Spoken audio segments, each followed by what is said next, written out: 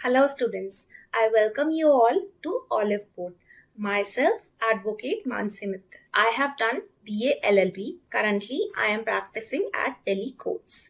I have taught over thousands of students through various online platforms.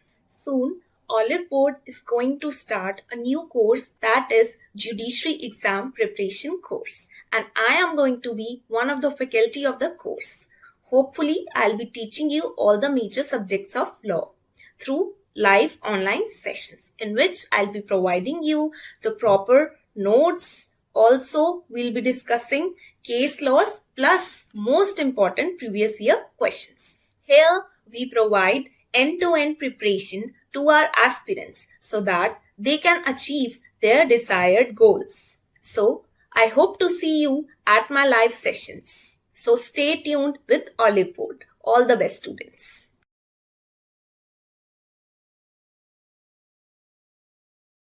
Hello students, welcome to Oliveboard. तो आज का lecture बहुत ज़्यादा helpful होने वाला है, स्पेशली उन स्टूडेंट्स के लिए जो प्रिपेयर कर रहे हैं Haryana judiciary, Rajasthan judiciary, in fact AIB 16 का भी जो एग्जाम होने वाला है उसके लिए भी ये इंडियन एविडेंस एक्ट का लेक्चर आज का बहुत ज़्यादा हेल्पफुल रहेगा आप सभी लॉ स्टूडेंट्स के लिए।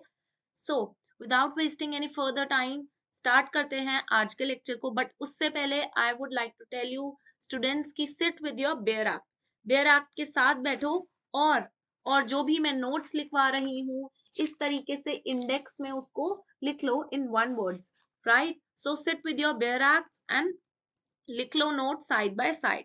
And I am going to tell you one thing, इस अभी जो हम स्टार्ट करने वाले हैं अभी से लेकर नेक्स्ट 1 आवर का each second of that 1 hour is going to be worth it. So start करते हैं आज का लेक्चर, राइट?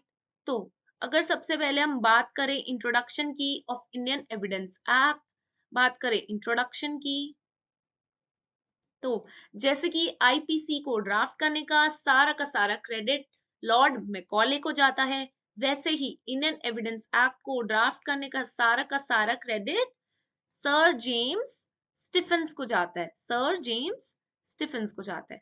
बात करें इंडियन एविडेंस एक्ट में कितने सेक्शंस हैं, तो टोटल 167 सेक्शंस हैं, राइट? 3 पार्ट्स हैं, 11 चैप्टर्स हैं। तो ये बेसिक चीजें हैं, ये पूछ लेते हैं sir James Stephens, sections, parts, chapters. Nature क्या रहेगा इंडियन एविडेंस एक्ट का? इसका नेचर है रेट्रोस्पेक्टिव नेचर है। तो ये प्रोसीजरल लॉ है या फिर सब्सटैंटिव लॉ है?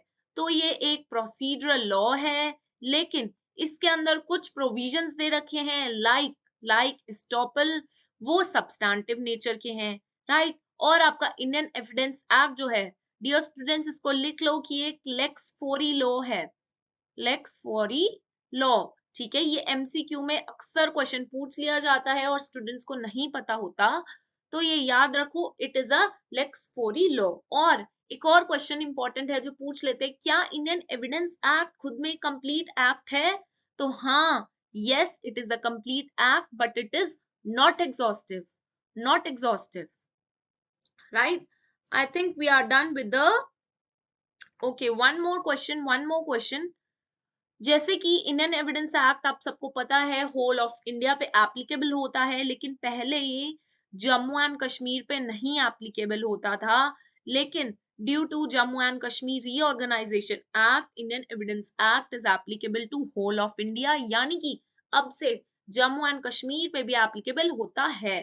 तो ये जो है इंडियन एविडेंस एक्ट आपका 44th एंट्री है of Jammu and Kashmir reorganisation act की, टेबल 1 शेड्यूल 5, ठीक? तो ये याद रखना, ये रिसेंट क्वेश्चन है, चेंजेस हैं तो ये पूछ लेते हैं, ठीक? और कमेंसमेंट डेट देखे तो इंडियन एविडेंस एक्ट की इट इज 1 सितंबर 1872, राइट? ये याद रखना। अब स्टार्ट करते हैं सेक्शन नंबर 1 से।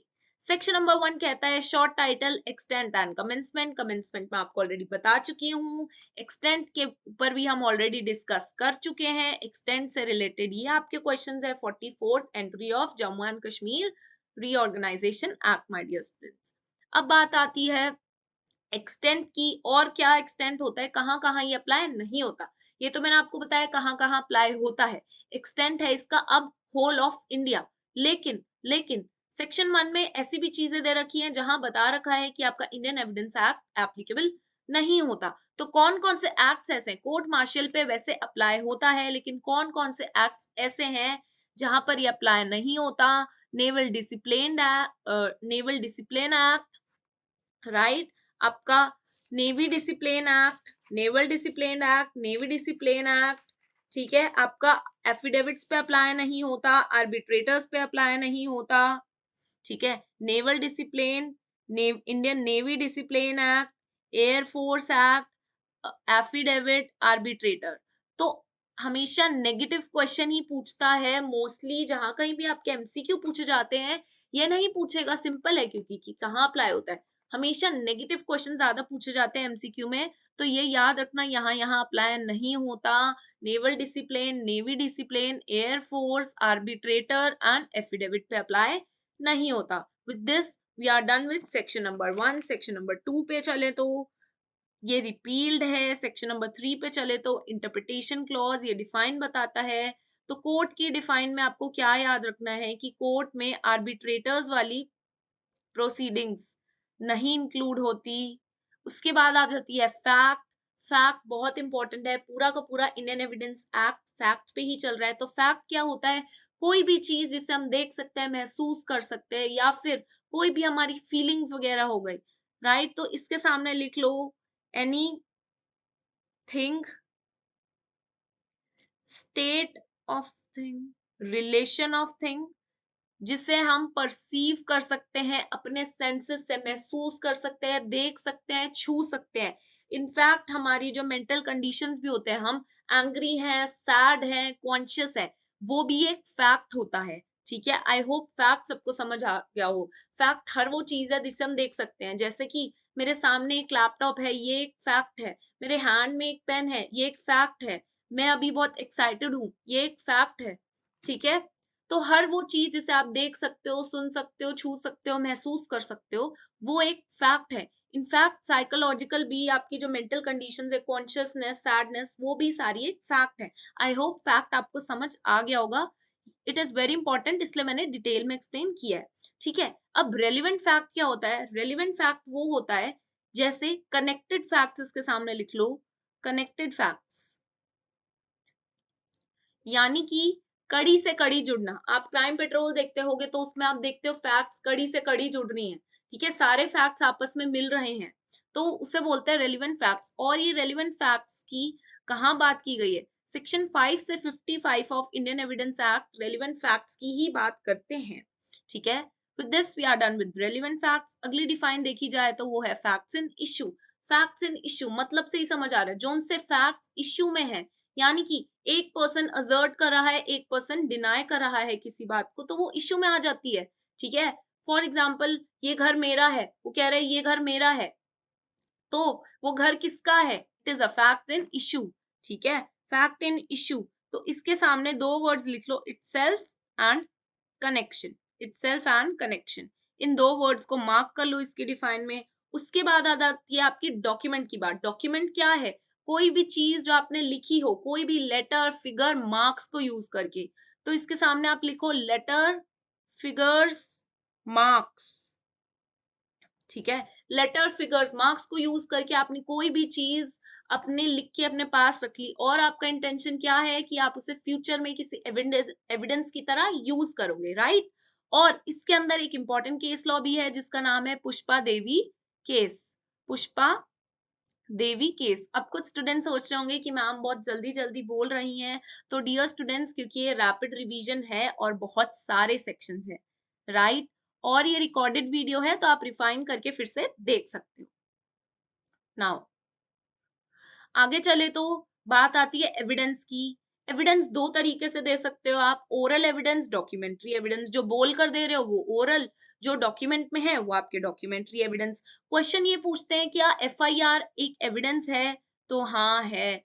क्या स्निफल डॉग्स के थ्रू जो एविडेंस लिया जाता है वो कौन सा एविडेंस है, ओरल या डॉक्यूमेंट्री? तो वो है आपका साइंटिफिक एविडेंस। कौन सा एविडेंस? Scientific evidence, right. तो स्निफल डॉग्स एंड FIR यहाँ पे लिख लो, ठीक है, स्निफल डॉग साइंटिफिक एविडेंस, ठीक। उसके बाद प्रूव डिस्प्रूव्ड, जिसको जिसकी एग्जिस्टेंस को कि हाँ ऐसा हुआ होगा कोर्ट ने मान लिया, वो चीज है प्रूफ। जिसको कोर्ट ने नहीं माना कि नहीं ऐसा नहीं हुआ होगा, वो चीज है डिस्प्रूव। तो प्रूफ डिस्प्रूव तो सिंपल है, लेकिन ट्रिकी क्या है, नॉट प्रूव्ड, इसलिए नॉट प्रूफ पूछा जाता है, ये इंपॉर्टेंट है। तो वो चीज ना वो वो चीज जो ना प्रूव हुई हो ना डिस्प्रूव्ड हुई हो, तो वो होती है नॉट प्रूव्ड। तो लिख लो, neither proved, neither proved not disproved, that is, ठीक, नीदर प्रूव्ड नॉट डिस्प्रूव्ड, तो वो होता है आपका नॉट प्रूव्ड, राइट। अब आगे चले, इंडिया की डेफिनेशन इज सो सिंपल, ठीक है। उसके बाद मे प्रिज्यूम, मे वर्ड का यूज किया है, यानी कि डिस्क्रिशनरी पावर है कोर्ट की कि वो प्रिज्यूम करें या ना करें। शैल में कंपल्जन आ जाता है, जहां पे शैल लिखा है तो कंपल्सरी हो जाता है कोर्ट्स के लिए कि वो उस चीज को प्रिज्यूम करें। Conclusive proof, conclusive proof important है, इसका मतलब है no further evidence required, no further evidence required. अब इसके अंदर एक लीगल मैक्सिम है जो पूछ लेते हैं, फॉल्सस इन ऊनो फॉल्सस इन ओमनिबस। इसका मतलब है वंस फॉल्स ऑलवेज फॉल्स, ठीक है, वंस फॉल्स ऑलवेज फॉल्स। लेकिन ये वाला जो रूल है आपका इंडिया में अप्लाई नहीं होता। तो ये बात कि भाई ये रूल इंडिया में अप्लाई नहीं होगा, ये कौन से केस में कही गई, Ranjeet Singh versus state of MP, Ranjeet Singh versus state of MP, ठीक है। और ये जो है एक रूल ऑफ क्वेश्चन है, ये जो मैक्सिम है ये एक रूल ऑफ क्वेश्चन है। और ये बात किस केस में कही गई, ये केस में कही गई सेल्वा राजा केस, सेल्वा राजा केस। अब बात आती है सेक्शन नंबर 5 की। सेक्शन नंबर 5 में सीधा सीधा पूछ लेंगे कि एविडेंस किन किन चीजों का दिया जाता है। तो किन किन चीजों का दिया जाता है, fact in issue and relevant fact, fact in issue and relevant fact. ये आपको याद रखना है कि सिर्फ इन दो चीजों का एविडेंस दिया जा सकता है। 6 वेरी इंपॉर्टेंट, नंबर भी याद रखना है और ये भी याद रखना है रेस गेस्टे, ठीक है, facts forming part of same transaction res gestae, ये लाइन भी याद रखनी है, रेस गेस्टे भी याद रखना है, सेक्शन 6 भी याद रखना है। और इसमें केसेस कौन से याद रखने हैं, Malkani case, Sabaldar case, R versus Foster case, ठीक है, आर वर्सेस फॉस्टर केस, ठीक है। अब 7 पे आते हैं। 7 में सेक्शन 7 किन किन चीजों से डील करता है, तो ये बात करता है occasion cause effect, occasion cause effect. दो वर्ड्स और हैं वो लिख लो, वो है state of things and opportunity, and opportunity. इसके अंदर एक और बात है कि इसके इलस्ट्रेशन देख लेना, सीधा सीधा इलस्ट्रेशन उठा के MCQ में रख देते हैं और पूछ लेते हैं ये कि ये इलस्ट्रेशन कॉज को दिखा रहा है, ओकेजन को दिखा रहा है, इफेक्ट को दिखा रहा है। तो इलस्ट्रेशन आप पहले ही पढ़ लो, राइट, तो आपको कोई कंफ्यूजन नहीं होगा। Same goes with section number 8, ये बात करता है मोटिव, प्रिपरेशन और सब्सिक्वेंट या प्रीवियस कंडक्ट की। तो इसके अंदर आप इलस्ट्रेशन देख लो, ठीक। तो इसके अंदर 2 मोटिव के इलस्ट्रेशन दिए हैं, 2 प्रिपरेशन के दिए हैं और 5 प्रीवियस एंड सब्सिक्वेंट कंडक्ट के दिए हैं। तो आप ये देख लेना, डायरेक्ट इलस्ट्रेशन बेस्ड क्वेश्चन पूछे जाते हैं। 9, जैसे ही सेक्शन नंबर 9 बोला जाए इंडियन एविडेंस एक्ट का, तो माय डियर स्टूडेंट्स आपको याद रखना है सेक्शन नंबर 9 बात करता है टेस्ट आइडेंटिफिकेशन परेड की, टेस्ट आइडेंटिफिकेशन परेड की। अब इस टेस्ट आइडेंटिफिकेशन परेड का प्रोसीजर कहाँ दिया हुआ है, प्रोसीजर दिया हुआ है सेक्शन नंबर 54A CRPC। अब आप ये याद कैसे रखोगे, सेक्शन 9 बात करता है टेस्ट आइडेंटिफिकेशन परेड, 9 यानी कि 5+4, तो 54A ऑफ CRPC इसका प्रोसीजर बताता है कि टेस्ट आइडेंटिफिकेशन परेड कैसे करवाई जाएगी। तो अभी के लिए आप इतना याद रखो, section 9 of Indian evidence act test identification parade से डील करता है, यानी कि हिंदी में बोले तो शिनार्थ, कि भाई लाइन में पर्सन्स को खड़ा कर देंगे और बोलेंगे पहचानो, ये था ये था ये था ये था। और इनफैक्ट यहाँ पे सिर्फ पर्सन्स की बात नहीं की गई, चीजों की भी बात की गई है, थिंग्स की भी बात की गई है कि भाई जैसे एग्जांपल देती हूँ, स्टोलन थिंग्स जो भी मिलती हैं उसमें तो आपको कराया जाता है ये आपका फोन ये है ये है ये है। तो थिंग्स की और पर्सन्स की दोनों की टेस्ट आइडेंटिफिकेशन परेड की बात करता है सेक्शन नंबर 9। और सेक्शन नंबर 9 सिर्फ टेस्ट आइडेंटिफिकेशन परेड की ही नहीं बल्कि और भी चीजों की बात करता है, जैसे fixing of time and place, relationship between parties. ठीक, तो ये सारी चीजें भी लिखते जाओ। जैसे मैंने आपको बोला कि जो इंडेक्स है वहीं पे लिख लो, तो ये लिख लो, ये प्रीलिम्स के पॉइंट ऑफ व्यू से जो कुछ भी क्वेश्चंस पूछे जाते हैं वही मैं आपको बता रही हूँ। इस वीडियो को देखने के बाद, इस लेक्चर को देखने के बाद आप एमसीक्यू अटेम्प्ट करो अपने इस इंडेक्स के साथ जो आप मेंटेन कर रहे हो। इस लेक्चर से आपको मैं 80% बोल सकती हूँ कि आपके सारे क्वेश्चंस निकल जाएंगे अगर आपने नहीं भी पढ़ा है तो। ठीक है, अगर आपने पहले ही एविडेंस एक्ट एक बार पढ़ रखा है अच्छे से तो आपके 99% सारे एमसीक्यू निकल जाएंगे, क्योंकि इस वीडियो से बाहर कोई एमसीक्यू है ही नहीं। ठीक है, तो जो भी एमसीक्यू आज तक पूछे गए हैं मैंने सारे कवर कर दिए इस लेक्चर के अंदर। ठीक है, सेक्शन नंबर 10 हम देखें। सेक्शन नंबर 10 हम देखें तो बात करता है कि इसके अंदर बस आपको ये याद रखना है, दो या दो से ज्यादा पोर्शन, जो दो या दो से ज्यादा पोर्शन कुछ भी कहते हैं, करते हैं, लिखते हैं, कुछ भी करते हैं तो वो सेक्शन 10 के अंदर कवर होता है, क्योंकि कॉन्स्पिरेसी से डील करता है। 11 इज वेरी इंपॉर्टेंट। जैसे 6 से आपको याद होता है रेस गेस्टाए, 6 बोलते ही रेस गेस्टाए निकलता है, वैसे ही सेक्शन 11 बोलते ही प्ली ऑफ अलाइबी निकलना चाहिए। प्ली ऑफ अलाइबी यानी कि इसमें प्ली ऑफ अलाइबी ले रहे हैं, बोल रहे हैं कि सर जिस दिन मर्डर हुआ था यहाँ दिल्ली में मैं तो यहाँ था ही नहीं, मैं तो गोवा में पार्टी कर रहा था अपने फ्रेंड्स के साथ।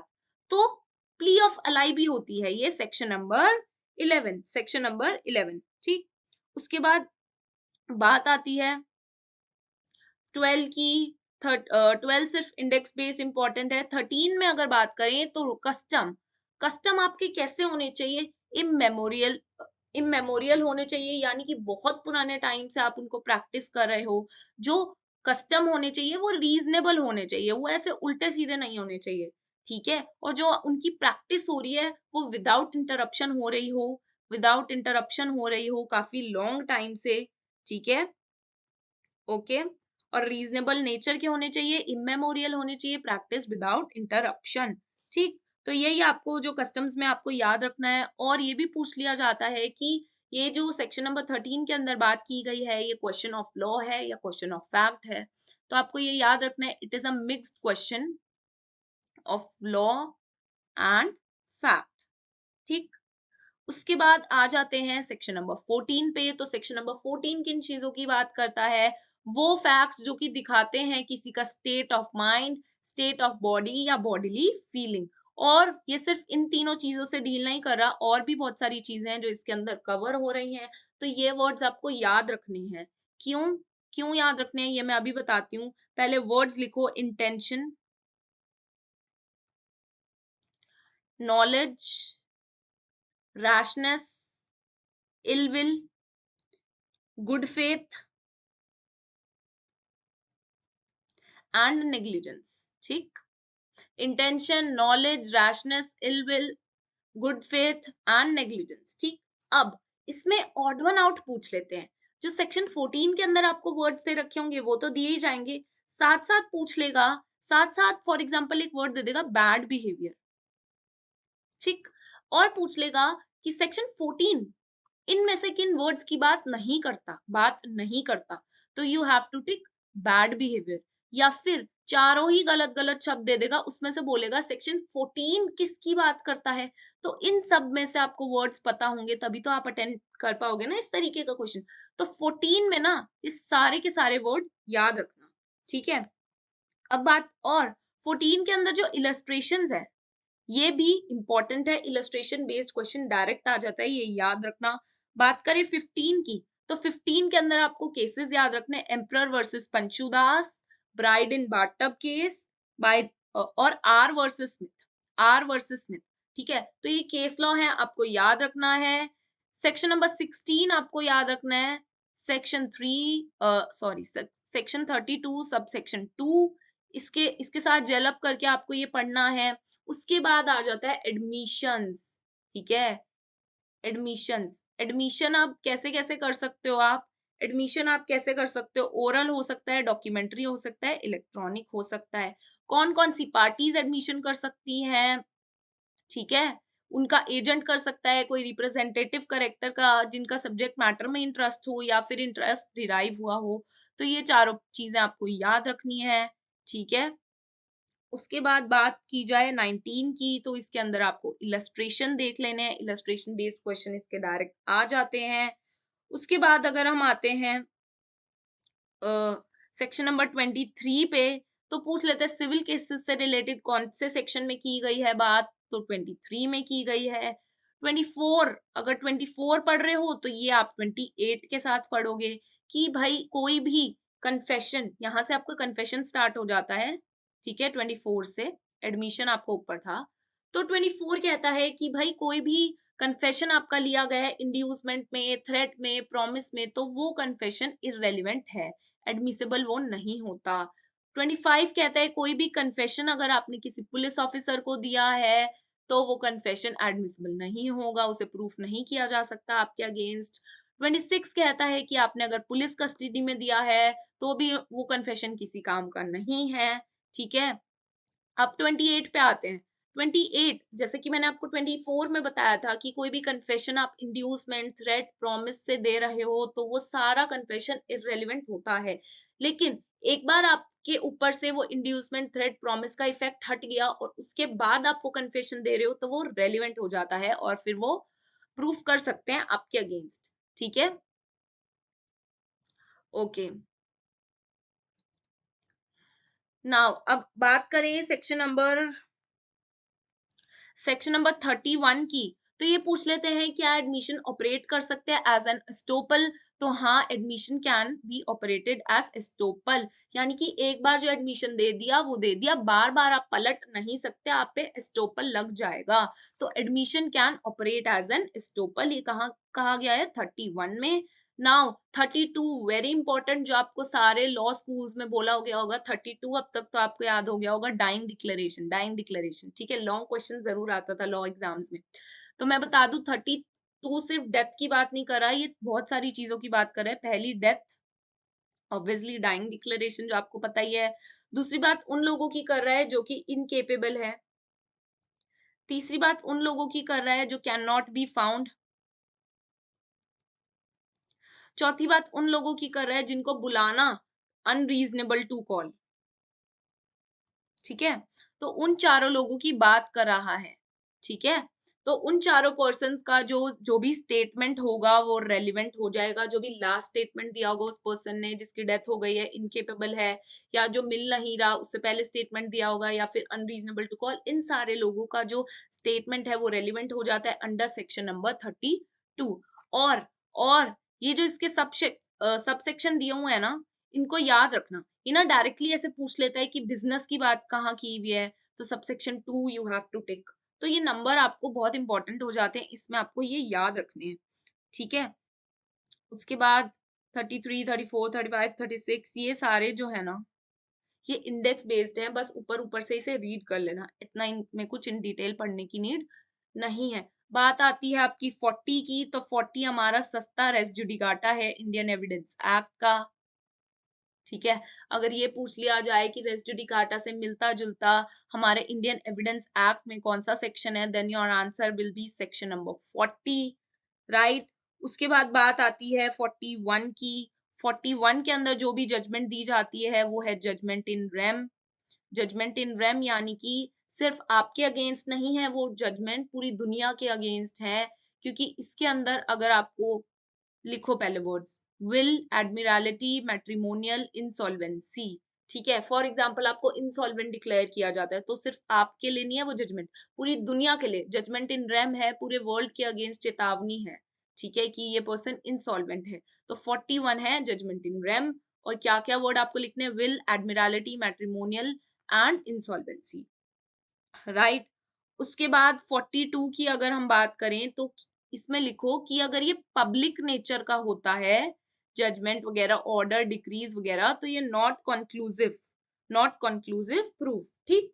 उसके बाद 43, 43 के इलस्ट्रेशन बेस पूछ लेते हैं। इलस्ट्रेशन भी आपको सारी नहीं पढ़नी, जो सी पढ़नी है मैं आपको वो बता देती हूँ। इसकी इलस्ट्रेशन पढ़नी है, इलस्ट्रेशन बी एंड सी। 43 की इलस्ट्रेशन बी एंड सी पढ़ लेना, वो इनफ है। ठीक है, तो ये तो सिंपल है, हेडिंग से ही पता चल रहा है कि भाई कोई जजमेंट जो है फ्रॉड कोल्यूजन से ली गई है तो मे बी प्रूव। ठीक, 45 में आपकी बात की गई है कि ओपिनियन ऑफ एक्सपर्ट्स, कितने तरीकों की एक्सपर्ट्स की बात की गई है पूछ लेते हैं, तो नंबर याद रखना, 5 टाइप के एक्सपर्ट्स की बात की गई है। Foreign law, science, art, hand writing and fingerprint. ठीक है, foreign law, science, art, hand writing and fingerprint, 5 तरीके के एक्सपर्ट्स की बात की गई है। ठीक है, 45 ए इंडेक्स बेस्ड है, ये याद रखना। Facts bearing upon opinion of experts, ये सारे आपके इंडेक्स बेस्ड है। 46 में आपकी इनकंसिस्टेंसी की बात की गई है, ये याद रखना बस। ठीक है, और उसके बाद ये ऊपर ऊपर से याद रखना कि हैंड राइटिंग की बात 47 में की है, फिर डिजिटल सिग्नेचर की 47 ए में की गई है। ठीक है, ये ऊपर ऊपर से याद रखना। ठीक है, अगर कोई ओपिनियन दिया गया है और वो रेलिवेंट है, तो जिन ग्राउंड्स पे वो ओपिनियन दिया गया है ना, तो वो ग्राउंड्स भी रेलिवेंट हो जाते हैं। 51 सिर्फ ये कह रहा है। ठीक है, नाउ बात करें 52 की, बात करें 52 की, तो यहां से आपके स्टार्ट होते हैं 52 से 55 की करेक्टर कब रेलिवेंट बन जाता है, ये भी पूछ लेते हैं। ठीक है, तो आपको हेडिंग से ही पता चल जाएगा। 52 कह रहे हैं in civil cases character to prove conduct imputed relevant. Civil cases में जो आपका कंडक्ट अगर प्रूव किया जाएगा तो वो इररेलिवेंट है। 53 में, ठीक है, क्रिमिनल केस की बात करें, 53 क्रिमिनल केस की बात करें कि क्रिमिनल केस में आपका प्रीवियस गुड करेक्टर अगर दिखाया जाए तो वो रेलिवेंट होता है। ठीक है, 53 बात करता है कि एविडेंस ऑफ करेक्टर और previous sexual experience not relevant in certain cases. ठीक है, तो आपको हेड से ही पता चल जाएगा। 54 में थोड़ा सा डिटेल में बता देती हूँ क्योंकि 54 आपको कंफ्यूजन होती है कई स्टूडेंट्स को। Previous bad character not relevant. ठीक है, वैसे तो प्रीवियस बैड करेक्टर दिखाना रेलिवेंट नहीं है, लेकिन रिप्लाई में आप दिखा सकते हो। अगर वो दिखा रहे हैं कि भाई गुड करेक्टर है ये वो, तो उनके रिप्लाई, उस बात का रिप्लाई करने के लिए आप प्रीवियस बैड करेक्टर दिखा सकते हो, अदरवाइज नहीं दिखा सकते। अच्छा, 52 और 55 एक साथ पढ़ने आपको। 52 में मैंने आपको बताया कि सिविल केसेस में आप जो है प्रीवियस जो आपका कंडक्ट है वो इररेलेवेंट है। ठीक है, लेकिन 55 कह रहा है अगर वो डैमेजेस से रिलेटेड है, यानी कि करेक्टर जो आपका अफेक्ट हुआ है वो बताकर ये पता चले कि भाई कितना डैमेज देना है, तो फिर यहाँ पे वो रेलिवेंट होगा। आई होप सबको समझ आ गया होगा। ठीक है, पार्ट 2 पर हम चले, facts which need not to be proved. ठीक है, कौन से फैक्ट को प्रूव करना जरूरी नहीं है भाई। इसके अंदर 3 सेक्शन आ जाते हैं, 56, 57, 58। हेडिंग से ही पता चल गया कि जो जुडिशली नोटिसेबल फैक्ट्स हैं वो दिख रहे हैं ना, जुडिशली दिख रहे हैं, तो उनको प्रूव करने की क्या जरूरत है, टाइम वेस्ट। ठीक है, और किन फैक्ट्स का ये जो कोर्ट है जुडिशियल नोटिस लेंगे, खुद ही जुडिशियल नोटिस ले लेंगे। तो इसके अंदर बहुत सारे फैक्ट्स आपको पूरी लिस्ट दी हुई है कि इन फैक्ट्स का जुडिशियली नोटिस वो खुद लेंगे, प्रूफ करने की हमें कोई भी जरूरत नहीं है। ठीक है, तो इसके अंदर भी बहुत सारे पॉइंटर्स हैं, तो आपको कौन से पढ़ने हैं, फर्स्ट पढ़ लेना, थर्ड पढ़ लेना, 8th पढ़ लेना एंड 13th पढ़ लेना, इनफ है। ठीक है, 58 facts admitted need not to be proof. भाई बंदे ने खुद ही एडमिट कर लिया तो प्रूफ क्यों करना। ठीक है, 58 सिंपल है।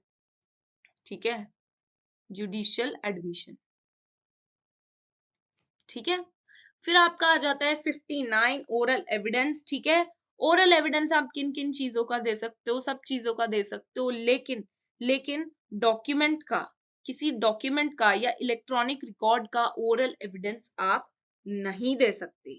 ठीक है, फिर बात करता है कि जो ओरल एविडेंस है ना, ओरल एविडेंस है वो डायरेक्ट होना चाहिए, ये है बेस्ट रूल। यानी कि जो आप ओरल एविडेंस दोगे वो डायरेक्ट होना चाहिए, आपने सुना, आपने देखा। ठीक है, ओरल जो आप दे रहे हो, बोल के जो आप बता रहे हो, वो डायरेक्ट, जो आपने देखा, सुना, महसूस किया, आप खुद बताओ। सुनी सुनाई बातें, हियर्स एविडेंस नहीं दोगे। ठीक है, डायरेक्ट जो आपने देखा, क्योंकि स्पाइस अप हो जाती हैं वो सारी बातें, है ना। ए ने बी को बताई, बी ने सी को बताई, सी ने डी को बताई, ई ने आके कोर्ट में बताया, तो बात ही बदल जाती है कोर्ट तक आते आते, है ना। तो इसमें बोला है कि जो ओरल एविडेंस होगा डायरेक्ट होगा, जिसने देखा, जिसने सुना, जिसने महसूस किया, वो डायरेक्टली आकर बताएगा। इसको हम बोलते हैं बेस्ट रूल ऑफ एविडेंस। ठीक, नाउ बात करें 61 की, proof of contents of documents. ठीक है, ये आपका इंडेक्स बेस्ड क्वेश्चन है। 62 63 देखे तो ये primary evidence and secondary evidence. Primary आपको पता है जो आपके ओरिजिनल डॉक्यूमेंट्स होते हैं, सेकेंडरी आपके कहे जाए तो जो भी कॉपीज, फोटोस्टैट कॉपीज, ठीक है, उनकी सेकेंडरी एविडेंस होते हैं। लेकिन इस प्राइमरी एविडेंस में ना एक एक्सप्लेनेशन 1 है जहां पे ज्यादातर स्टूडेंट्स कंफ्यूज हो जाते हैं। एक्सप्लेनेशन 1 सीधी सी बात कह रहे हैं कि ये एक डॉक्यूमेंट है, उसके काउंटर पार्ट्स में वो साइन किया गया है, तो जिन जिन पार्टीज ने उन्हें काउंटर पार्ट में साइन किया है उन पार्टीज के लिए वो प्राइमरी एविडेंस हो गया है। जिन जिन पार्टीज ने उन्हें साइन नहीं किया है उनके लिए वो डॉक्यूमेंट सेकेंडरी एविडेंस की तरह वर्क करेगा। ठीक है, तो ये हमारी बात हो गई 62 63। ठीक, अब आगे चलते हैं 64 पे, proof of documents by primary evidence. ठीक, 65 आपके लिए इंपॉर्टेंट हो जाता है, cases in with secondary evidence. वैसे तो बोला जाएगा अगर आपका डॉक्यूमेंट्री एविडेंस है तो आप प्राइमरी जो आपका ओरिजिनल है वो लेके आओ, लेकिन कभी कभी ऐसा होता है आपके पास प्राइमरी एविडेंस जो है इस कंडीशन में होता है कि वो नहीं आ सकता। किन किन कंडीशन, फिर उन कंडीशंस में कोर्ट क्या करती है, आपको उसका सेकेंडरी एविडेंस अलाउ कर देती है। कौन कौन से केसेस होते हैं वो 65 में वो सारे केसेस लिखे हैं, तो वो आप उसको पढ़ लेना कि कभी कभी जो आपकी ओरिजिनल वाली होती है वो लॉस्ट हो जाती है, डिस्ट्रॉय हो जाती है, या फिर जिस पार्टी के साथ आपका डिस्प्यूट चल रहा है उसी के पास है, वो सामने वाली पार्टी के पास है, तो आप कैसे लाओगे। ठीक है, या फिर वो इतना ज्यादा बल्कि है उसको नहीं ला सकते, इस कंडीशन में आपकी उसे कोर्ट में नहीं ला सकते। तो 65 के अंदर बहुत सारे प्रोविजंस दिए गए हैं, ये सारे आप लिस्ट पूरी उसको पढ़ लेना, वो इंपॉर्टेंट हो जाता है। ठीक है, 65A 65B इनके नंबर देख लेना। ठीक है, इनके नंबर देख लेना, इनके नंबर पूछ लेते हैं, नंबर इंपॉर्टेंट है। फिर हम चले 68 पे, तो ये जो सारे बीच बीच के है ना, जिनके बारे में मैं कुछ भी नहीं बोल रही हूँ, दैट मीन्स वो इंपॉर्टेंट नहीं है इतना। ठीक, वो इंपॉर्टेंट है ही नहीं, जहां से क्वेश्चन पूछ रहे हैं वो मैं आपको बता रही हूँ। 68 पे चले तो पूछा जाएगा proof of execution of document required by law to be attested. तो कितने विटनेस की जरूरत होती है, कितने विटनेस होने चाहिए, 2 3 4 5 1, तो एट लीस्ट एक विटनेस होना चाहिए। ठीक, एक विटनेस का प्रूफ होना चाहिए। 68 में यही पूछते हैं कंफ्यूज करने के लिए, तो मैं आपको ये भी बता देती हूँ 68 में ये पूछ लेंगे, तो एटलीस्ट एक विटनेस होना चाहिए 68 के अंदर, बस यही है, you are done with it. ठीक है, फिर ये सारे आपके इंडेक्स बेस्ड है। ठीक, उसके बाद बात आ जाती है public documents and private documents, इनके आप नंबर देख लेना सिर्फ। ठीक है, नंबर पूछ लेते हैं डायरेक्टली, पब्लिक डॉक्यूमेंट्स कहाँ पे हैं, प्राइवेट डॉक्यूमेंट्स कहाँ पर हैं, तो नंबर पूछ लेते हैं डायरेक्टली। ठीक है, उसके बाद 78 में पूछ लेते हैं प्रूफ ऑफ ऑफिशियल डॉक्यूमेंट्स कहाँ से आएगा भाई, हेड HOD से आएगा। ठीक है, HOD से आएगा। उसके बाद 79 से आपका सारा प्रिजम्पशन स्टार्ट हो जाता है। प्रिजम्पशंस अलग अलग तरीके के होते हैं, जैसे मैंने आपको स्टार्टिंग में भी बताया था, मे, शैल। ठीक है, जो मे वाले हैं यहीं पे छोटा छोटा लिख लो, 79 से 85 और 89 है आपके शैल, और बाकी जो भी आपके बीच बीच के बच जाते हैं जैसे कि 86 87 और 88, ये आपके मे के प्रिजम्पशन। ठीक है, तो ये ऊपर ऊपर से आप बस पढ़ लेना। उसके बाद बात आ जाती है ठीक है, 91 से हम देखते हैं। 91 में आपको क्या याद रखना है कि evidence of term of contract grants. ठीक है, तो ये आपका बेस्ट एविडेंस रूल ये भी है वैसे आपका। ठीक है, और ये बैकबोन ऑफ सिविल लॉ भी बोलते हैं इस सेक्शन को, बैकबोन ऑफ सिविल लॉ। जो वर्ड्स इस सेक्शन के अंदर याद रखने हैं मैंने आपको वो भी मार्क करा दिए गए हैं। बात करें सेक्शन नंबर 92 की, तो ये इसमें डायरेक्ट इलस्ट्रेशन बेस्ड क्वेश्चन पूछ लेते हैं। कौन से इलस्ट्रेशन आपको याद रखने हैं, इलस्ट्रेशन C, G और H, इनमें से ही पूछेगा, ये आप पढ़ लेना डायरेक्ट। आपका काम आसान कर रही हूँ, इलस्ट्रेशन नंबर भी बता रही हूँ जिसमें ज्यादा इलस्ट्रेशन है। ठीक है, ओके, नाउ उसके बाद ये जो सारे हैं ये आप रीड कर लेना, इंपॉर्टेंट नहीं है। सीधा सीधा अब हम चलते हैं पार्ट 3 पे, ठीक है। यहाँ से स्टार्ट हो जाता है बर्डन ऑफ प्रूफ, ठीक है।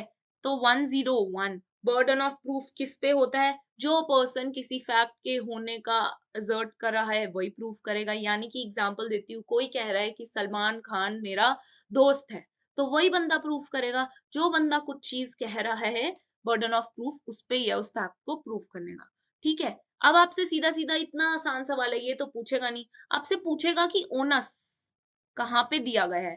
तो ओनस दिया गया है 102 में, ठीक है। On home burden of proof lies, ठीक है।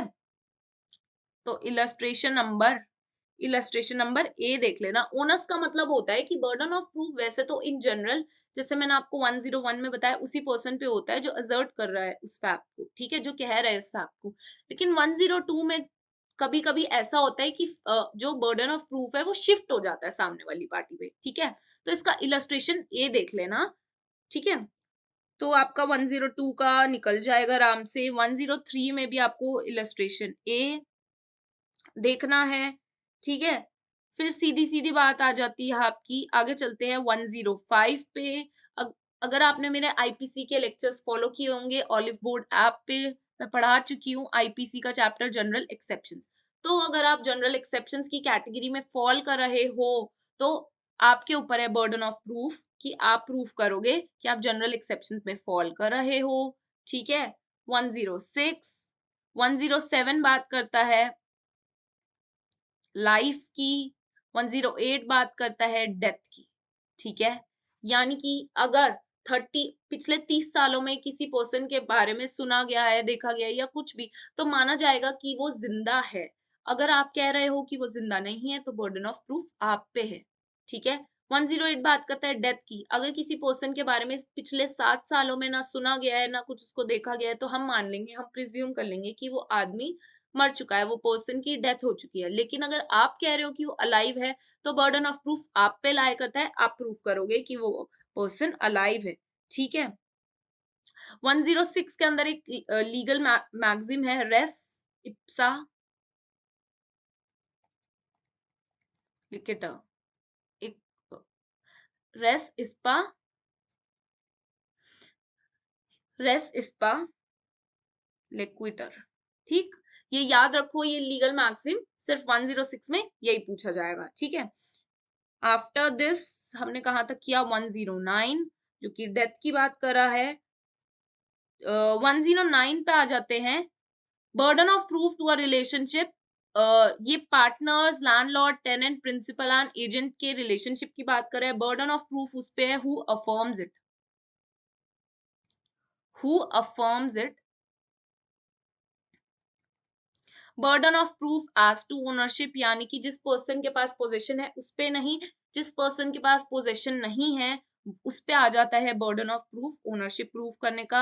111 आपका बात करता है, इसके अंदर ये एक्टिव कॉन्फिडेंस जो है ये मार्क कर लो, ये इनफ है। उसके बाद 1112 पे आ जाओ, ये हर एग्जाम में पूछा ही जाता है, जहाँ पे इंडियन एविडेंस एक्ट आ रहा है। इसके अंदर जो आपको याद रखना है 280 डेज, 280 डेज ये नंबर आपको याद रखना है। और क्या बात याद करनी है? No access to each other, ठीक है, no access to each other, ठीक है। तो ये दोनों चीजें आपको याद रखनी है। 112 इज वेरी इंपॉर्टेंट, 180 वाला तो पूछ ही लेते हैं अक्सर, ठीक है। उसके बाद ये आपका इंडेक्स बेस्ड है। 113 बी के अंदर आपका जो वर्ड यूज किया गया है वो है शैल प्रिज्यूम। डाउरी डेथ हुई है तो कोर्ट को कंपल्जन है प्रिज्यूम करने का, डाउरी डेथ हुई है, शैल वर्ड इसके अंदर यूज किया गया है। 114 की हम बात करें तो इलस्ट्रेशन बेस्ड है, ये इलस्ट्रेशन देख लेना। उसके बाद 114 ए की बात करें तो इसमें भी शैल वर्ड का यूज हुआ है, ये याद रखना, ठीक है। उसके बाद 115 एस्टोपल पे आए, एस्टोपल पे आते हैं तो इसका नंबर याद रखना, सीधा सीधा पूछ लेता है एस्टोपल कौन से सेक्शन के अंदर पूछा गया है। और इसका एक केस भी याद रखो, पिकार्ड वर्सेस सीयर्स वाला, ठीक है, पिकार्ड वर्सेस सीयर्स वाला केस याद करो, नंबर याद रखो।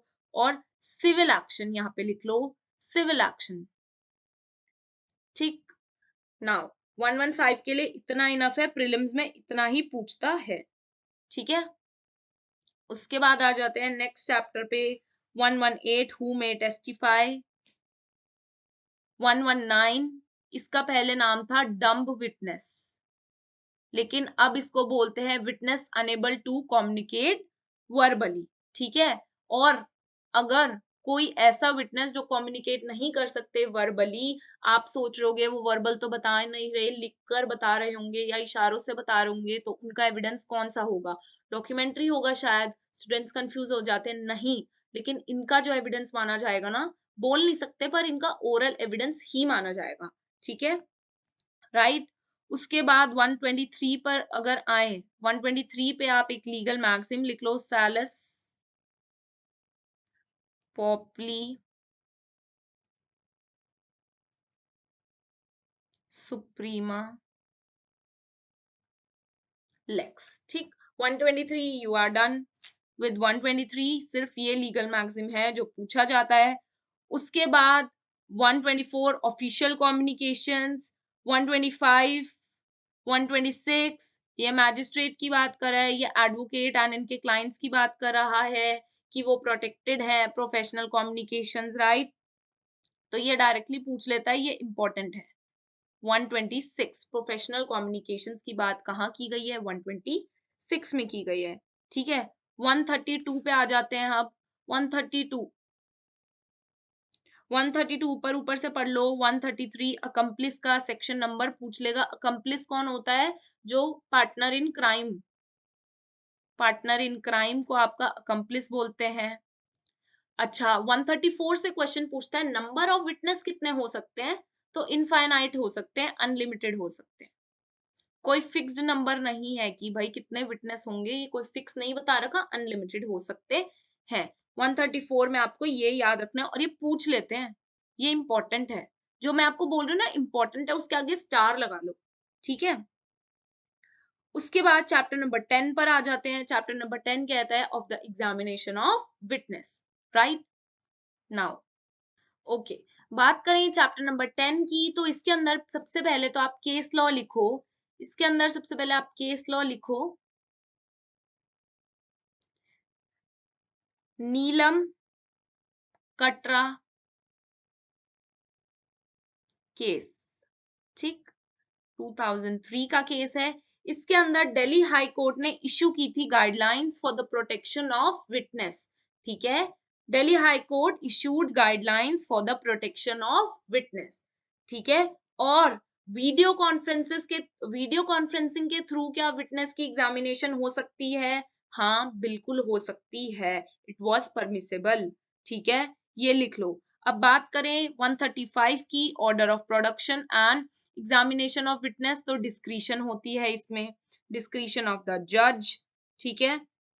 उसके बाद जज to decide as to admissibility of evidence, ये तो सिंपल हेडिंग से समझ आ रहे। Examination in chief, cross examination होगा, फिर री एग्जामिनेशन होगा, ठीक।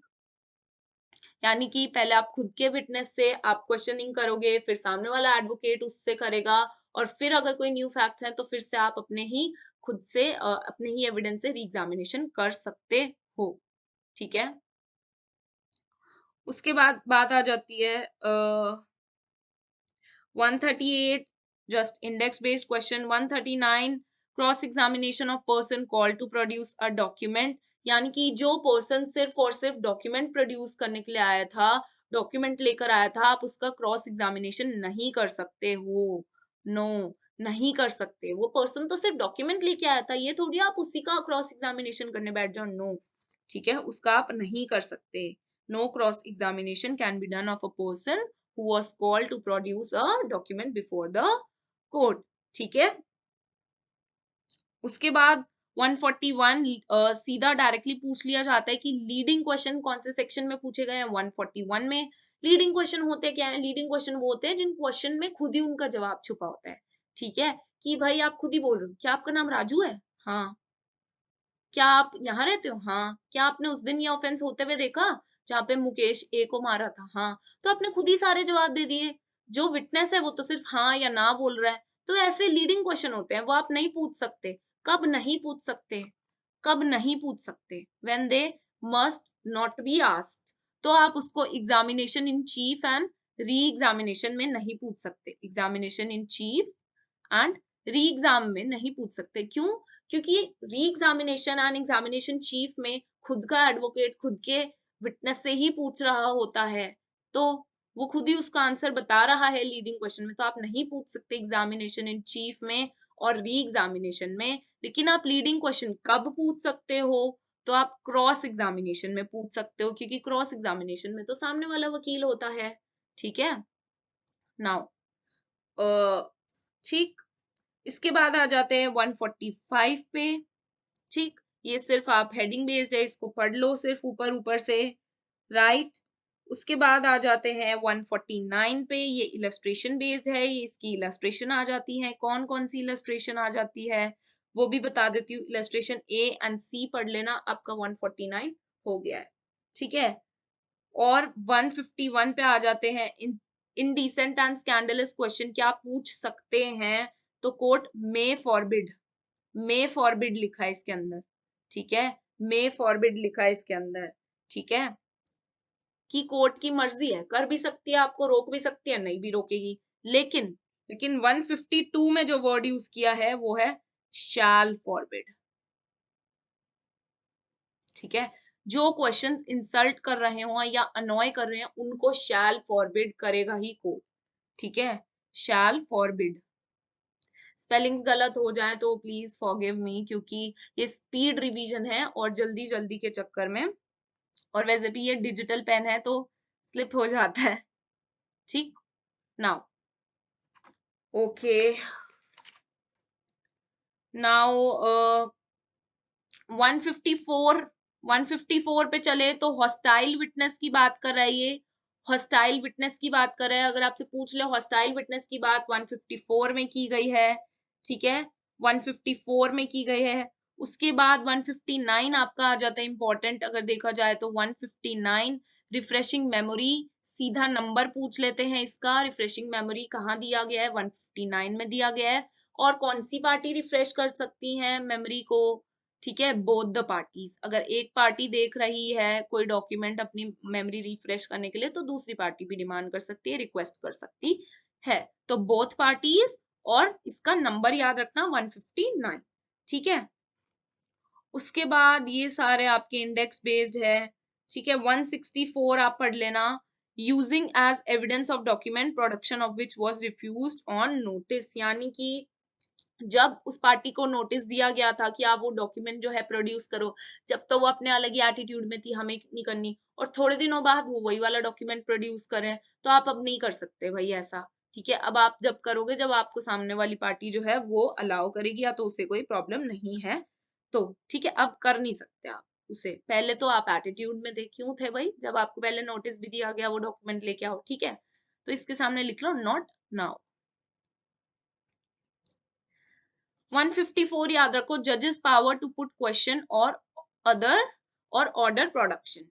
ठीक है, कि भाई जज के पास पावर है कि वो कोई भी क्वेश्चन पूछ सकते हैं, और प्रोड्यूस करने के लिए कुछ भी अगर वो बोल रहे हैं तो वो ऑर्डर कर सकते हैं। 165 इसका नंबर याद रखना, डायरेक्टली पूछ लेते हैं कि कौन से सेक्शन में जज की इस पावर के बारे में बात की गई है। 167 भी इंडेक्स बेस्ड है, ये ऊपर ऊपर से देख लेना। No trial for improper admission और रिजेक्शन ऑफ एविडेंस। ठीक है, कोई भी न्यू ट्रायल नहीं होगा अगर लगता है कि इम्प्रॉपर एडमिशन या फिर रिजेक्शन ऑफ एविडेंस हुआ था तो। ठीक है, तो 167 जो है इसको देख लेना ऊपर ऊपर से जस्ट। ठीक, 167 के अंदर ना ये है, थोड़ा सा एक्सप्लेन कर देती हूँ इससे मैं, क्योंकि हेडिंग से ये पूरा नहीं क्लियर होता। इसके अंदर ये है कि इम्प्रॉपर एडमिशन हुआ था या फिर रिजेक्शन ऑफ एविडेंस हुआ था, जो कि एक रेलिवेंट एविडेंस था। ठीक है, सिर्फ इसके बेसिस पे न्यू ट्रायल नहीं शुरू हो सकता। अगर दिख रहा है कि अगर वो एविडेंस एक्सेप्ट भी हो जाता ना, तभी भी यही रिजल्ट रहने वाले थे, यही जजमेंट रहने वाली थी, तो फिर न्यू ट्रायल नहीं होगा। ठीक है, with this we are done with whole of the Indian Evidence Act। मैंने आपको सारे के सारे क्वेश्चन बता दिए हैं जो कि प्रीलिम्स में पूछे जा सकते हैं। आई डोंट थिंक इनके सिवा कोई और क्वेश्चन बनते हैं, क्योंकि ये मैंने सारे प्रीवियस ईयर क्वेश्चन पेपर्स में से देख के ये सारे पॉइंट्स नोट डाउन किए हैं कि क्या क्या पूछा गया है। तभी मैं आपको स्पेसिफिक इलस्ट्रेशन भी बता पाई हूँ कि भाई कौन कौन से इलस्ट्रेशन पूछे जा रहे हैं, तभी मैंने आपको लिखवाया ABC या कुछ भी, ये वाले पढ़ लो। तो आई होप सबने इस तरीके का इंडेक्स प्रिपेयर कर लिया होगा। ओके स्टूडेंट्स, अब मैंने आपको प्रीलिम्स के सारे क्वेश्चंस तो बता दिए हैं। ये क्या था, ये रैपिड रिवीजन था हमारा इंडियन एविडेंस एक्ट का, राइट। अब जिन स्टूडेंट्स ने पहले से इंडियन एविडेंस एक्ट पढ़ा हुआ है और वो सिर्फ और सिर्फ प्रीलिम्स के पॉइंट ऑफ व्यू से देख रहे थे कि कौन से एमसीक्यू हमें पढ़ने चाहिए, ठीक कि हमारा रिवीजन हो जाए, एमसीक्यू हमारे सारे निकल जाए, उनके लिए ये वीडियो बेस्ट है। मैंने सारे के सारे प्रीलिम्स के एमसीक्यू आपको बता दिए हैं। यहाँ से बाहर से आई डोंट थिंक कोई एमसीक्यू अब कोई रह गया होगा। अगर जो मैंने आपको आज इंडेक्स प्रिपेयर कराया, अगर आप इस इंडेक्स को एग्जाम से पहले एक दो बार पढ़ लेते हैं इन 4 पेजेस को, तो आप बहुत अच्छा स्कोर कर सकते हो एविडेंस में, राइट। बट कुछ स्टूडेंट्स ऐसे भी होंगे, डेफिनेटली आई कैन से, जो इस वीडियो को देख रहे हैं और जिनका एग्जाम आने वाला है और उन्होंने एविडेंस को एक बार भी नहीं पढ़ा है अब तक, तो वो सोच रहे होंगे कि वो क्वेश्चंस कैसे याद करें। तो डियर स्टूडेंट्स, मैं आपके लिए अब इन 10 मिनट्स में फटाफट इंडियन एविडेंस एक्ट को रिवाइज कराती हूँ, एक समरी देती हूँ। स्पेशली ये हेल्पफुल उन स्टूडेंट्स के लिए रहेगी जिन्होंने एविडेंस एक्ट को एक बार भी नहीं पढ़ा है। तो कुछ ऐसे स्टूडेंट्स अगर हैं तो पहले आप ये जो अब मैं रिवीजन कराने वाली उसको देखो, और फिर आप रैपिड रिवीजन जो ये वीडियो है स्टार्टिंग से देखो। आपके भी सारे एमसीक्यू निकल जाएंगे फिर, ठीक है। नाउ सी, जब आप समझ के कुछ चीज करते हो ना डियर स्टूडेंट्स, तो आपको ज्यादा बेटर वे में उसके रिजल्ट्स मिलते हैं, ठीक है। अब जिन स्टूडेंट्स ने इंडियन एविडेंस अभी तक नहीं पढ़ी है, मैं उनके लिए 10 मिनट में अभी समराइज करती हूँ इंडियन एविडेंस एक्ट को, ठीक। उनके लिए भी हेल्पफुल हो जाएगी ये फिर ये video 100%। Now Indian evidence act. Now अगर कोई आप मैटर लेके जाते हो, केस को आप किसी मैटर को आप अगर लेके जाते हो कोर्ट के सामने, तो कोर्ट को कैसे पता चलेगा आप झूठ बोल रहे हो सच बोल रहे हो। अगर आप कुछ भी बात बोल रहे हो, उसके लिए फॉर एग्जाम्पल अगर आप बोल रहे हो, अगर ये ए पर्सन है और ये बोल रहा है कि ये जो घर है ना ये मेरा है, और बी जो है ये बोल रहा है कि जो घर मेरा है, अब इनके बीच में डिस्प्यूट हो गया। अब ये जाते हैं कोर्ट। अब ये जो कोर्ट है ये कैसे डिसाइड करेंगे जजेस कि भाई ये ए का घर है या बी का घर है। तो अब ए एविडेंस लाएगा कि भाई ये देखो ये तो मेरे पास डॉक्यूमेंट्स हैं इस घर के, या बी लाएगा भाई मेरे पास तो डॉक्यूमेंट्स हैं इस घर के, मैं तो इस घर के पोजेशन में भी हूँ, ये तो मेरा घर है, ये तो मेरा घर है। तो कुछ एविडेंस लाएंगे ना अपनी बात को दिखाने के लिए, वो कुछ फैक्ट्स बताएंगे। क्या फैक्ट्स बताएंगे कि मैं तो यहाँ पे 20 सालों से रह रहा हूँ। फैक्ट्स, जैसे कि मैंने आपको फैक्ट्स डिटेल में भी बताया, तो उन बच्चों को भी समझ आ गया होगा जिन्होंने एविडेंस पहले से नहीं पढ़ा। फैक्ट्स मैंने आपको वीडियो के स्टार्टिंग में डिटेल में बताया। कोई भी चीज जिसको आप देख रहे हो, महसूस कर रहे हो, सुन रहे हो, समझ रहे हो, कोई भी चीज है जिसे आप परसीव कर पा रहे हो अपने सेंस से, वो फैक्ट्स हैं, ठीक है। पर कोर्ट इतना खाली नहीं है कि वो सारे फैक्ट्स को सुने। तो कोर्ट के सामने आप कौन से फैक्ट्स लेके जाओगे? कोर्ट के सामने आप रेलिवेंट फैक्ट्स लेके जाओगे, ठीक है। कोर्ट इतना खाली नहीं है कि वो सारे फैक्ट सुने, वो तो वेस्ट ऑफ टाइम है। आप सिर्फ रेलिवेंट फैक्ट लाओ ना। अब हम सोच रहे हैं, कोर्ट बोल रहा है रेलिवेंट फैक्ट लेके जाओ। अब ये रेलिवेंट फैक्ट कौन से होते हैं? कोर्ट ने बोला रुको रुको जरा, ये रेलिवेंट फैक्ट भी हम आपको बता देते हैं, ठीक है। ये रेलिवेंट फैक्ट कौन से हैं जो हम सुनेंगे, जो आप लेकर आइए हमारे पास, वो रेलिवेंट फैक्ट हम आपको बता देते हैं। ये हम आपको सेक्शन 5 से 55 बता देते हैं कि यही वाले फैक्ट्स हैं जो हमारे पास सुनने का टाइम है, यही रेलिवेंट फैक्ट है, सिर्फ आप यही लेकर आइए तभी हम सुनेंगे। आलतू फालतू सारे फैक्ट्स उठा के मत लाना, ठीक। ओके, नाउ ये तो बोल दिया। तो रेलिवेंट फैक्ट हमने 5 से 55 के अंदर बता दिए, यही रेलिवेंट फैक्ट है, इनको आप लेकर आइए। ये रेलिवेंट फैक्ट कौन कौन से हैं? ये रेलिवेंट फैक्ट वो हैं जो फैक्ट कॉज को दर्शाते हैं या मोटिव को दर्शाते हैं। यानी कि ये कहेगा बी, ए और मेरा पहले से झगड़ा था, तो ए की जो मेरे से दुश्मनी निकालनी थी, इसने मेरे घर पे कब्जा कर लिया, मेरी प्रॉपर्टी डिस्ट्रॉय कर ली, तो ए का मोटिव जो बता रहे हैं वो फैक्ट रेलिवेंट है। वो वाले फैक्ट बी बता सकता है कोर्ट को कि जज साहब ए का मोटिव था, ए की तो मेरी दुश्मनी थी।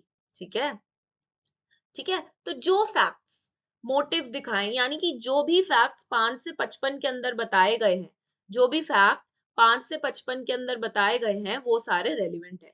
ठीक है, आप देख सकते हो, ये देखो जो भी फैक्ट सेम ट्रांजैक्शन का पार्ट बन रहे हैं, जो भी फैक्ट मोटिव, प्रिपरेशन, प्रीवियस या सब्सिक्वेंट कंडक्ट को दिखाते हैं।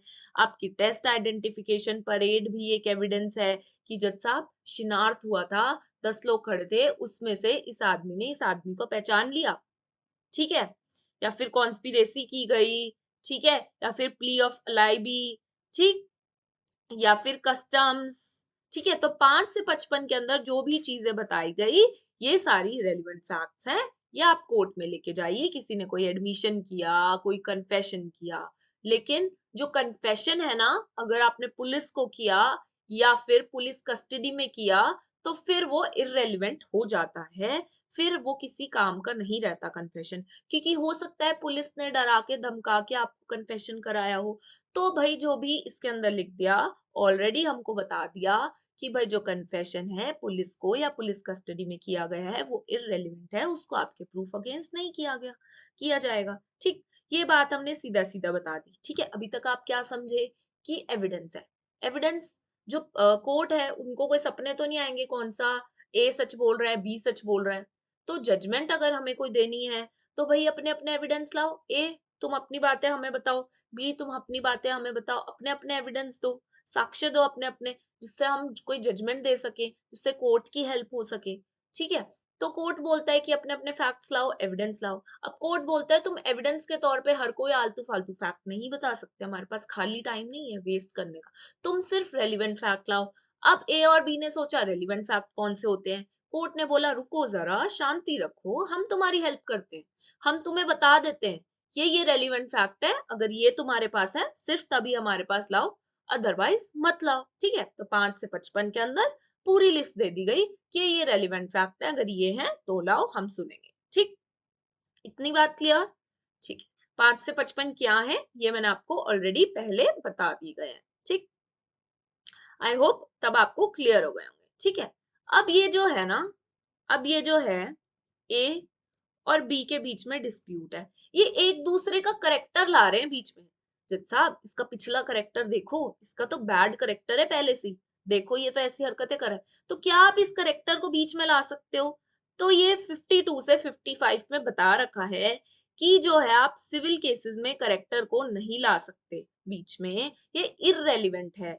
लेकिन अगर कोई क्रिमिनल केस चल रहा है ना, तो उसमें बैड करेक्टर तो नहीं, लेकिन अगर आपको गुड करेक्टर बताना है तो वो आप बता सकते हो कोर्ट को कि जज साहब ये तो बड़ा संत आदमी है, ये क्या नशे करके किसी को मारेगा, इसने तो आज तक कोई नशा नहीं किया है, ये तो सेंट है, ये तो चाय तक नहीं पीते, कॉफी तक नहीं पीते, ये क्या। तो गुड करेक्टर जो है वो रेलिवेंट है, वो आप बता सकते हो।